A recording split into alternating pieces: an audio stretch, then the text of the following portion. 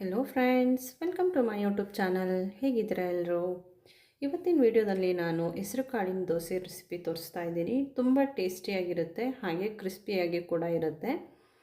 ಯಾವಾಗಲೂ ನಾವು ಮನೇಲಿ ಒಂದೇ ಥರದ ದೋಸೆ, ಉದ್ದಿನ ದೋಸೆ ಮಾಡಿ ತಿಂತಾ ಇರ್ತೀವಿ. ಅದಕ್ಕೋಸ್ಕರ ಸ್ವಲ್ಪ ಡಿಫ್ರೆಂಟಾಗಿ ಈ ರೀತಿಯೂ ದೋಸೆ ಮಾಡಿಕೊಂಡು ತಿನ್ಬೋದು. ಮಾತ್ರ ಅಲ್ಲ, ಇದು ತುಂಬ ಹೆಲ್ದಿ ಕೂಡ ಆಗಿರುತ್ತೆ. ಕಾಳೆಲ್ಲ ತಿನ್ನದೇ ಇರುವ ಮಕ್ಕಳಿಗೆ ಈ ರೀತಿಯೂ ತಿನ್ನಿಸ್ಬೋದು. ಬನ್ನಿ ಇದನ್ನು ಹೇಗೆ ಮಾಡೋದು ಅಂತ ನೋಡುವ. ಇದಕ್ಕೆ ನಾನು ಮೊದಲಿಗೆ ಒಂದು ಬೌಲ್ಗೆ 2 ಕಪ್ಪಷ್ಟು ರೇಷನ್ ಅಕ್ಕಿ ತೊಗೊಂಡಿದ್ದೀನಿ.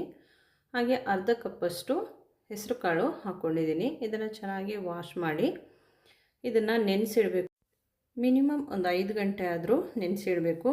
ನಾನಿಲ್ಲಿ ಒಂದು 6 hours ನೆನೆಸಿಡ್ತಾ ಇದ್ದೀನಿ. ಈಗ ಇದು ಚೆನ್ನಾಗಿ ನೆನೆದಿದೆ. ಇದನ್ನು ಮಿಕ್ಸಿ ಜಾರಿಗೆ ಹಾಕ್ಕೊಳ್ತಾ ಇದ್ದೀನಿ.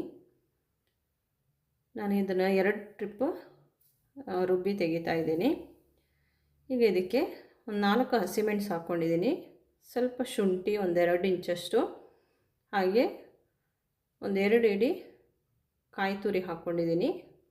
ಹಾಗೆ ಸ್ವಲ್ಪ ಅನ್ನ ಹಾಕ್ಕೊಂಡಿದ್ದೀನಿ, ಒಂದು ಸೌಟಷ್ಟು. ಇದಕ್ಕೆ ನೀರು ಹಾಕ್ಕೊಂಡು ನೈಸಾಗಿ ರುಬ್ಕೊಳ್ಳಿ ಈ ರೀತಿ.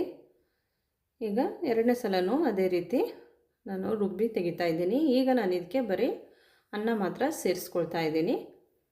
ಒಂದು 2-3 ಟೇಬಲ್ ಸ್ಪೂನಷ್ಟು ಹಾಕ್ಕೊಂಡಿದ್ದೀನಿ. ಇದನ್ನು ಕೂಡ ಚೆನ್ನಾಗಿ ನೈಸಾಗಿ ರುಬ್ಬಿ ಇದಕ್ಕೆ ಹಾಕ್ಕೊಳ್ತಾ ಇದ್ದೀನಿ. ಈಗ ಸ್ವಲ್ಪ ಉಪ್ಪು ಹಾಕ್ಕೊಂಡಿದ್ದೀನಿ ರುಚಿಗೆ. ಹಾಗೆ ಒಂದು ಅರ್ಧ ಟೀ ಸ್ಪೂನಷ್ಟು ಸಕ್ಕರೆ ಹಾಕ್ಕೊಂಡಿದ್ದೀನಿ. ಇದನ್ನು ಚೆನ್ನಾಗಿ ಮಿಕ್ಸ್ ಮಾಡಿ, ಒಂದು ಸೌಟ್ ತಗೊಂಡು ಮಿಕ್ಸ್ ಮಾಡಿ ಹಾಗೆ ಓವರ್ನೈಟ್ ಬಿಡಬೇಕು. ಇದನ್ನು ಹಾಗೆ ಮುಚ್ಚಿಡ್ತಾ ಇದ್ದೀನಿ. ಮಾರನೇ ದಿನ ಬೆಳಿಗ್ಗೆ ನಾನು ಇದನ್ನು ಓಪನ್ ಮಾಡ್ತಾ ಇದ್ದೀನಿ. ನೋಡಿ, ನಾವು ಉದ್ದು ಹಾಕಿ ಮಾಡುವ ದೋಸೆ ಹೇಗೆ ಉಬ್ಬಿರುತ್ತೋ ಅದೇ ರೀತಿ ಉಬ್ಬಿರುತ್ತೆ. ಇದು ಬಿಸಿನೀರಿನ ಮೇಲೆ ಇಡಬೇಕು ಅಂತೇನಿಲ್ಲ, ಹಾಗೆ ಇಟ್ಟರೂ ಆಗುತ್ತೆ. ನಿಮ್ಮ ಕಡೆ ಸ್ವಲ್ಪ ಥಂಡಿ ವಾತಾವರಣ ಇದೆ ಅಂತಾದರೆ ನೀವು ಸ್ವಲ್ಪ ಬಿಸಿ ನೀರಿನ ಮೇಲೆ ಇಟ್ಬಿಡಿ, ಚೆನ್ನಾಗಿ ಉಬ್ಕೊಳ್ಳುತ್ತೆ. ಇದನ್ನು ಚೆನ್ನಾಗಿ ಮಿಕ್ಸ್ ಮಾಡಿ, ದೋಸೆ ಹುಯ್ಯೋಕ್ಕೆ ಮುಂಚೆ ಇದನ್ನು ಚೆನ್ನಾಗಿ ಮಿಕ್ಸ್ ಮಾಡ್ಕೋಬೇಕು. ಈಗ ಇದಕ್ಕೆ ಒಂದು ಚಟ್ನಿ ರೆಡಿ ಮಾಡಬೇಕು ನಾವು. ಅದಕ್ಕೆ ನಾನು ಒಂದು ಪ್ಯಾನ್ಗೆ 3 ಒಣಮೆಣಸನ್ನು ಹಾಕ್ಕೊಂಡಿದ್ದೀನಿ. ಹಾಕ್ಕೊಂಡು ಇದನ್ನು ಫ್ರೈ ಮಾಡ್ಕೊಳ್ಳಿ. ಈ ಚಟ್ನಿ ತುಂಬ ಚೆನ್ನಾಗಿರುತ್ತೆ ಈ ದೋಸೆಗೆ. ಇದು ಒಂಥರ ಸುಟ್ಟ ಸ್ಮೆಲ್ ಬರಬೇಕು, ಅಲ್ಲಿವರೆಗೂ ಫ್ರೈ ಮಾಡ್ಕೊಳ್ಳಿ. ಡೈರೆಕ್ಟಾಗಿ ಒಲೆ ಮೇಲೆ ಇಟ್ಟು ಸುಟ್ಟು ತೆಗೆಯೋದಾದರೆ ತೆಗಿಬೋದು. ಮೊದಲೆಲ್ಲ ಕೆಂಡದಲ್ಲಿ ಸುಡ್ತಾ ಇದ್ವಿ, ಆ ರೀತಿ ಮಾಡೋಕ್ಕಾಗಲ್ವಲ್ಲ, ಅದಕ್ಕೆ ಈ ರೀತಿ ಫ್ರೈ ಮಾಡ್ತಾಯಿದ್ದೀನಿ. ಈಗ ಒಂದು ಜಾರ್ಗೆ 2 ಹಿಡಿಯಷ್ಟು ತೆಂಗಿನ ತುರಿನ ಹಾಕ್ಕೊಳ್ತಾ ಇದ್ದೀನಿ. ನಿಮಗೆ ಚಟ್ನಿ ಎಷ್ಟು ಅಗತ್ಯ ಇದೋ ಅಷ್ಟು ಮಾಡ್ಕೊಳ್ಳಿ. ಈಗ ಇದಕ್ಕೆ 2 ಪೀಸಷ್ಟು ಶುಂಠಿ ಹಾಕ್ಕೊಂಡಿದ್ದೀನಿ, 1 ಟೇಬಲ್ ಸ್ಪೂನಷ್ಟು ಹುರಿಗಡಲೆ, ಹಾಗೆ ನಾವು ಫ್ರೈ ಮಾಡಿಟ್ಟಿರುವಂಥ ಒಣಮೆಣಸು ಹಾಕಿ ಸ್ವಲ್ಪ ಉಪ್ಪು ಹಾಕ್ಕೊಂಡಿದ್ದೀನಿ ರುಚಿಗೆ.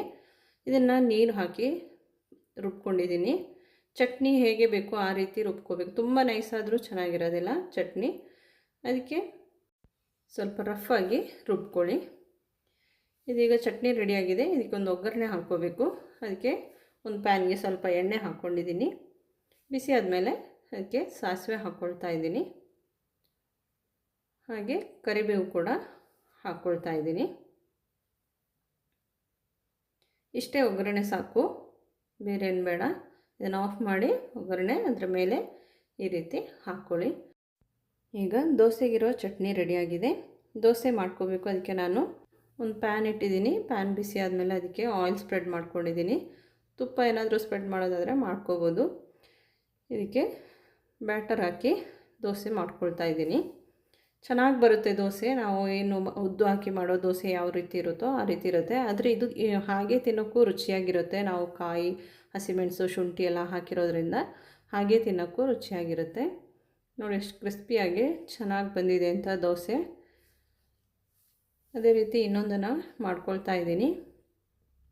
ಮೇಲೆ ಬೇಕಾದರೆ ತುಪ್ಪ ಅಥವಾ ಬೆಣ್ಣೆ ಏನಾದರೂ ಸವರ್ಕೋಬೋದು.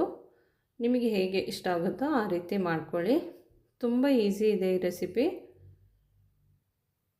ನೋಡಿ, ದೋಸೆನೂ ಚಟ್ನಿನೂ ರೆಡಿಯಾಗಿದೆ. ನೀವು ಒಂದು ಸಲ ಮನೇಲಿ ಇದನ್ನು ಟ್ರೈ ಮಾಡಿ. ವಿಡಿಯೋ ಇಷ್ಟ ಆದರೆ ಲೈಕ್, ಶೇರ್, ಕಮೆಂಟ್ ಮಾಡಿ. ಹಾಗೆ ಇದುವರೆಗೆ ನನ್ನ ಚಾನಲ್ ಸಬ್ಸ್ಕ್ರೈಬ್ ಮಾಡದೇ ನೋಡ್ತಾ ಇದ್ದರೆ ಸಬ್ಸ್ಕ್ರೈಬ್ ಮಾಡಿ ನನಗೆ ಸಪೋರ್ಟ್ ಮಾಡಿ. Thank you for watching.